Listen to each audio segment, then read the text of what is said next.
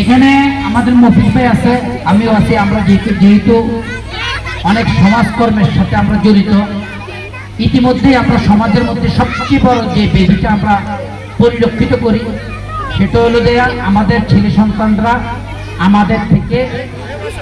আমাদেরকে না মানা এবং আমাদের থেকে সম্পূর্ণভাবে ভিন্নভাবে চলাফেরা করা এবং একটা নেশার জগতে তারা ডুবে যাওয়া।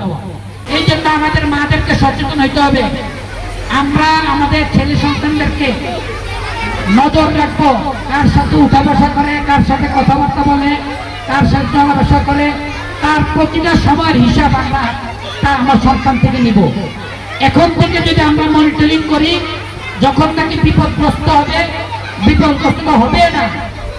আর যদি আমরা যখন বিপদগ্রস্ত হবে ওই সময় যদি আমরা মনিটরিং এর আওতায় আনি, তাহলে সে আমাদের অবাধ্য হয়ে যাবে।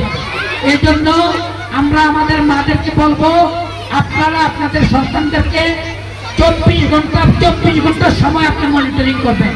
আপনার ছেলে কখন বাইরে যায়, কার সাথে মেলামেশা করে, কার সাথে উঠা বসা করে, কার সাথে খেলাধুলা করে, কার সাথে সম্পর্ক কি, এত সময় বাইরে কার সাথে কাটাইছে, এটা আমরা ইনশাল্লাহ করব। পাশাপাশি আমরা আমাদের লেখাপড়া এগুলো আমরা করবো। শুধু